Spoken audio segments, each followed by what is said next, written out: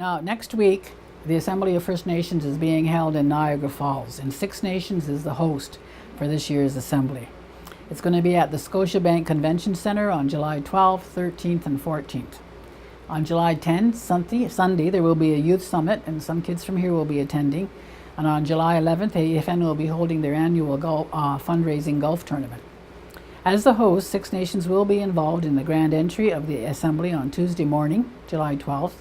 We will also have a replica longhouse on site just outside the main doors with singers, dancers, lacrosse players, and storytellers who will be available throughout the week to talk to all the visitors. There are expected to be about 1,500 to 2,000 people there. We're also having 2 buses of visitors, and these are visitors from across the country, who are going to be visiting Six Nations on the evening of Tuesday, July 12th. They will be arriving at tourism around 6 for some entertainment and food, and then we will be touring the community before returning to Niagara Falls. I understand that the Six Nations Chiefs are also playing that night, so we're going to see if some of them want to stay for the game. The big night for Six Nations will be on Wednesday, July 13th, when we will be hosting the celebration of artists, the Six Nations All-Star Talent Showcase. We're going to start off with the Olmush Singers, the Six Nations Women Singers, and the Sky Dancers, and then we'll move into musical entertainment with Lacey Hill, Logan Stotts, Rebecca Miller, Jace Martin, Pappy John's Band, Murray Porter, and Derek Miller, just to name a few. We will also be featuring some of our sports athletes like Stan Jonathan and Jesse Smith. In addition, we're going to have some tables set up for vendors and displays. It's going to be, everybody involved is from Six Nations. Elaine Bunbury is the producer, Frank Miller is providing the audio and the lights, so it's a good opportunity for us not only to promote our community, but also to showcase the many talented individuals that we have here at Six Nations. So if you're available and want to check out to Niagara Falls for Wednesday, there's no admission. It's a free event. It's being sponsored by Council as a promotion for our community, and as a showcase for our artists. Now, this year's fair, I want to talk about the Fall Fair. It's going to be held August 19th, 20th, and 21st. Last year, the attendance at the fair was not very good. So we're making a pitch to the community to see if we can all come together to try and improve the Six Nations Fall Fair and build it back up to the way it used to be. The Fair Board is looking for more volunteers, and they're also looking for some businesses to sponsor various events at the fair. In addition, they're asking for food vendors and arts and crafts vendors to consider putting a booth up at the fair this year. I know last year there was a conflict with the New Credit Powwow at the same time, but I think they've changed their dates. So this Fall Fair, has been running for almost 150 years, and I think it'd be really sad if we allow it to fail. So let's all come together as a community to lift it back up and provide a good event for our community. So please watch for flyers, and if anyone wants to volunteer, you can reach out to Nikki Sky or Teresa Montpleasant. So just some of the events that I and Council took part in for this past month. On June 11th, we attended the annual celebration. It was Six Nations Polytech, which was a very good event. Later that same day, I took part in the annual celebration of the Starfighter number 104 Air Cadets in Brantford. And on the 14th, I was a speaker at a symposium on water that was held at the Hampton Inn on Brantford, and it was sponsored by McMaster University. On June 15th, I attended the Brant Community Foundation breakfast. And later that night, the Six Nations Development Corporation did an energy launch just to outline some of the work they're doing in energy, and I attended that. The following night, I attended the Brant Sports Recognition Awards. And on June 17th, we had an aging conference held in our community. And this was a group of people coming together to make suggestions on how we can make our communities more age-friendly. This is a series of conferences that are being held, and they're going to come up with their final report later on in the fall. We have a number of groups that are always contacting us, wanting to hold their conferences here in our community, and we're always open to do that and renting them our space. As I said, we had the Pen Pals gathering on the 17th of June, and on the 18th of June, I was happy to take part in the Brantford Pride Walk, which was that Saturday. And I learned at that time that Six Nations is planning a second Pride Walk here on September 17th. Of course, June 21st, we had our event at the Cultural Center and Solidarity Day, and then our meeting in Buffalo. That night of the 22nd, I also attended the annual celebration for the students who are in the Youth Lodge. And I'd met these students about 6 months ago, and I was so astounded with the change. And when I saw them at their celebration, they were singing and dancing and speaking out, and it's a really successful program, and that we continue to support. Another group that was sponsored by the Rideau Hall Foundation held a conference here at Polytech on June 22nd to 24th. It was hosted by the Language Commission and Six Nations Polytech, and it was called Enhancing Indigenous Education Through Co-Creation, and there were a number of educators here from across the country. On June 23rd, Ken and Sonia Salt asked me to come over and speak at their Gathering of Nations fellowship that they have every year, so I was over there for that part. Again, I did the Skyping with the CEO of the Commonwealth Games Federation, and on June 24th I attended the annual awards assembly at Oliver M. Smith School and made some presentations, and also had the chance to sit and see all the students get recognized for all their hard work.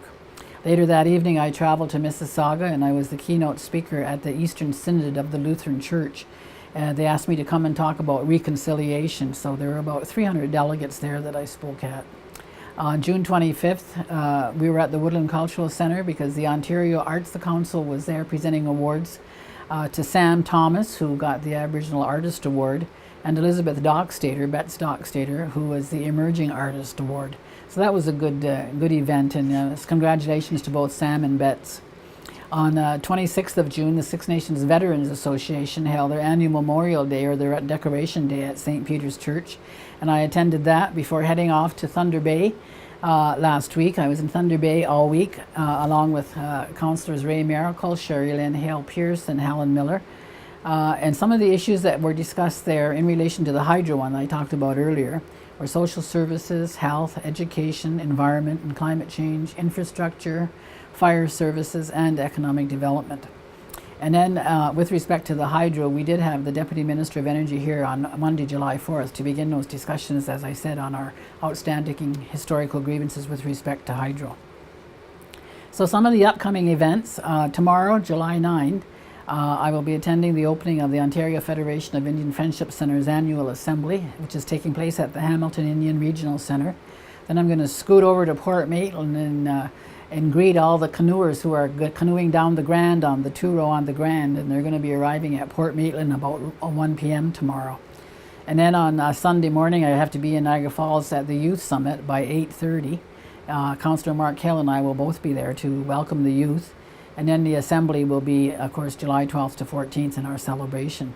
And on July 16th at the Woodland Cultural Centre will be the next session of the Opening the Doors to Dialogue, where they're doing beadwork on doors from the residential schools. And that's a beadwork session that's been going on between some of the residential school survivors and people in the surrounding communities. On July 21st, I will also be speaking to some students who are attending a camp up at the Five Oaks Resort, just outside of Brantford. Of course, our powwow is coming up July 23rd and 24th. Oh, and I forgot to mention the Indian Defence League annual border crossing is on July 16th. Then we're having another meeting with the border crossing staff in Buffalo and the Ontario Energy Board towards the end of the month.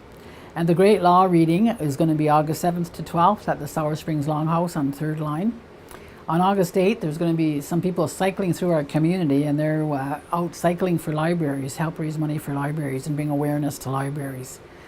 On August 10th, I've been invited to again attend the hockey night in Brantford that is sponsored by Phil Mulcoman, and he does that as a way to raise funds for United Way. And on August 13th, we're going to be having the National Firefighters Competition here at Six Nations, right in front of our new fire hall. About a month ago, they had the provincial competition, and Six Nations came out the winner. So we're saying, bring on the rest of the country, and we're going for the national championship. And later that evening will be our second annual Firefighters Gala, which is going to be held in Hamilton. And then again, the fair is in August 19th, 20th, and 21st. Then we're still continuing to work on as well the North American Indigenous Games that are going to be taking part in Ottawa, or taking place here in July 2017. And the World Conference on Indigenous Peoples Education, which is also in July 2017. I just remembered as well that there is going to be Ontario Indigenous Aboriginal Sports Games in Six Nations and in Brantford on July 19th to 21st. So that's it. We've got the circus coming up as well. Get your tickets for the circus, and I hope to see everybody in Niagara Falls. It's going to be a fantastic show. Yawa. I got kind of screwed up who I am and what I do. And that you're from Six Nations. Oh, okay. And if you want to say anything about the youth, Okay. it's just a quick thing. What, right now? Whenever. Just look at that camera. Okay, hi, my name is Ava Hill, and I'm the elected chief of the Six Nations of the Grand River. And I'm from Six Nations. I was born and raised here, and I'd just like to give a message to the youth to dream big and don't be afraid to go out there and do whatever you can to achieve your dreams. You know, sometimes you may think that there aren't people there that support you, but just remember that there are a lot of people that support you, not only your family members, but other people in the community. And we're there to help you however we can and be proud of all of your accomplishments. I also encourage you all to go out and get an education, because education opens many doors for you. Another thing that I like to encourage all young people to do is to leave the reserve and travel whenever you get the opportunity. Because I find that traveling not only across the country, but even around the world will help give you an education in itself. Because during that time you can also meet a number of young other friends, and friends that will be your friends for life that you can go and visit throughout the rest of your life. So get out there, enjoy life, dream big, and don't be afraid to go for it. Nyawa.